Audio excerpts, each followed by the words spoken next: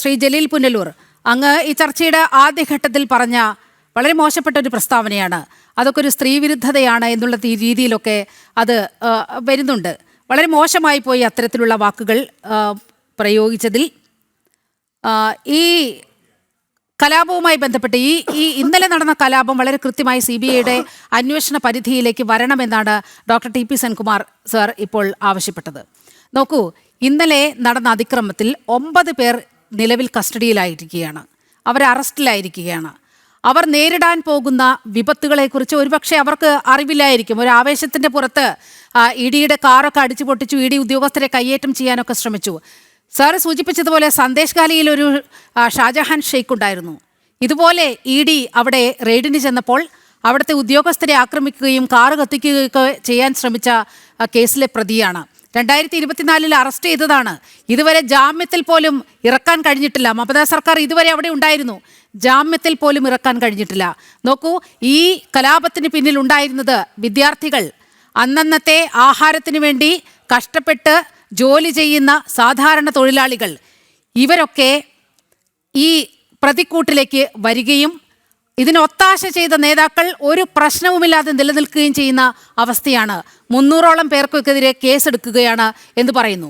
ഇപ്പോൾ കേസിൽ ഉൾപ്പെട്ടിരിക്കുന്ന യഥാർത്ഥ പ്രതികൾ എന്ന് പറയുന്ന 10-15 പേർ, ഇവരുടെ ഭാവി എന്താകുമെന്ന് ചിന്തിച്ചിട്ടുണ്ട്. ഷാജഹാൻ ഷെയ്ഖിന് പോലും ജാമ്യം കിട്ടാത്ത സ്ഥിതിയാണ്.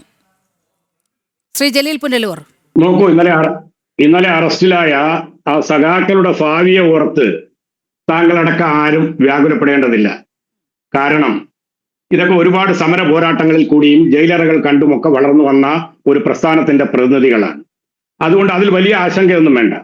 ED എന്ന് പറയുന്ന 2014 മുതൽ BJPയുടെ പോഷക സംഘടനയായി പ്രവർത്തിക്കുന്ന ഒരു സംവിധാനം, ആ സംവിധാനം ഒന്ന് വന്ന് കണ്ണുരുട്ടിയാൽ പിറ്റേന്ന് BJPയിൽ ചേരുന്ന സംവിധാനമല്ല ഇടതുപക്ഷം.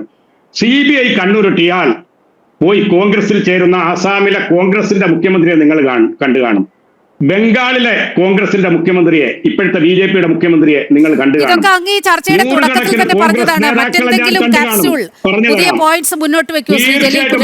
തീർച്ചയായിട്ടും പറയാം. ആരെങ്കിലും ചാനൽ ഫ്ലോറിൽ വീട്ടിൽ പോയി പറഞ്ഞാൽ പറയുന്ന ഇടതുപക്ഷക്കാർ ഏതെങ്കിലും ഇന്ത്യ നിന്ന് വിരട്ടിയാൽ ഒരു ചുടുകട്ട എടുത്ത് എറിയുന്നത് എന്തോ വലിയ ഭീകര പ്രവർത്തനമായിട്ട് ഉയർത്തിക്കൊണ്ടുവന്നാൽ അതിന്റെ പേരിൽ മാളത്തിൽ ഒളിക്കുന്നവരല്ല ഇടതുപക്ഷ പ്രവർത്തകർ. ഒന്നുകൂടി താങ്കളോട് പറയുന്നു, നിങ്ങളൊക്കെ ധരിച്ചതുപോലെ ഒരു ED പറയുക, വീണാ വിജയന്റെ പേര് പറയുക, CMMR എന്ന് പറയുക, പിന്നെ ഒരു റിപ്പോർട്ട് പറയുക, അബുദാബി കൊമേഴ്ഷ്യൽ ബാങ്ക് പറയുക, അവിടെ അക്കൗണ്ടിൽ എത്ര 1 കോടി ഉറുപ്പിക. ഈ 1 കോടി ഉറുപ്പിക ദർഹം കണക്കാക്കിയാൽ എത്രയാണെന്ന് നാട്ടിലുള്ള BJPക്കാർക്ക് പോലും ഒരുപക്ഷെ അറിയില്ല. 30,000 അല്ലെങ്കിൽ 40,000 അല്ലെങ്കിൽ 30 ലക്ഷമോ ദർഹമാണ് വരുന്നത്. ദുബായിയെ പോലെയുള്ള ഒരു സിറ്റിയിൽ ഒരു ഓഫീസിന്റെ വാടക 30 ലക്ഷം വരും. അപ്പൊ ഇതിനെയൊക്കെ പർവ്വതീകരിച്ചിട്ട് എന്തോ പിണറായി വിജയനെ കഴിഞ്ഞ ദിവസം ചർച്ചയിൽ പറഞ്ഞതുപോലെ നാളെ അങ്ങ് ബാംഗ്ലൂരിലേക്ക് കൊണ്ടുപോകും, അഗ്രഹാര ജയിലിലേക്കൊക്കെ അയക്കുമെന്നൊക്കെ പറഞ്ഞാൽ അതൊക്കെ കുറച്ച് കടന്ന കയ്യാ. ഞാൻ ഒന്നുകൂടി പറയുന്നു, ഞാൻ കഴിഞ്ഞ ചർച്ചയിലും ഒരു സ്ത്രീ വിരുദ്ധതയും ഞാൻ പറഞ്ഞില്ല. ഞാൻ രാഷ്ട്രീയപരമായ വിമർശനമാണ് നടത്തിയത്. KG മാരാറും O രാജഗോപാലിനെ പോലെയുള്ള തീക്ഷ്ണശാലികൾ നയിച്ച BJPയിൽ ഇന്ന് ഒരു രാഷ്ട്രീയത്തിലും എടുക്കാത്ത കുറെ ആളുകൾ വന്നുപെട്ടിട്ടുണ്ട്. അതിലെന്താ അമാന്യമായ വാക്കുകളാണ് ഞാൻ ഉച്ചരിച്ചിട്ടുള്ളത്? എവിടെയാണ് ഉച്ചരിച്ചിട്ടുള്ളത്?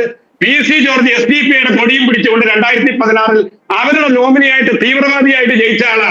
അന്ന് LDF സീറ്റ് കൊടുത്തില്ല. അത് പറയുന്നത് എന്തോ അമാന്യമായി പോകുമോ?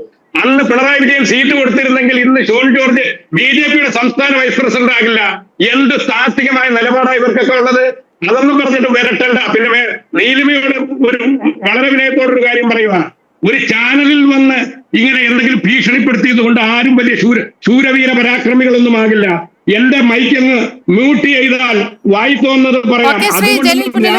സമയക്കുറവ് കൊണ്ടാണ്. അങ്ങയുടെ ആത്മവിശ്വാസമൊക്കെ അങ്ങയെ പിന്തുണയ്ക്കട്ടെ. ഏതായാലും പിണറായിയെയും വീടയെയും ഒന്നും ചെയ്യാൻ പോകുന്നില്ല എന്നുള്ള വലിയ ആത്മവിശ്വാസമാണ് ശ്രീ ജലീൽ പുനലൂർ പങ്കുവെക്കുന്നത്.